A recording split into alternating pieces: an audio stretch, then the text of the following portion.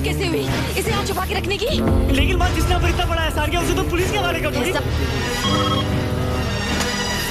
Hello Mrs बेरा, मैं father Rodrigues बोल रहा हूँ। ये आपने क्या कर दिया है? रोहित तो बिल्कुल ही बदल गया है। सारा स्कूल उसकी नॉलेज और इंटेलिजेंस को देखकर हैरान हो रहा है। किसका फोन था? प्रिंसिपल का। तेरा चश्मा मुझे सब दिखता है माँ, सब समझता भी हूँ।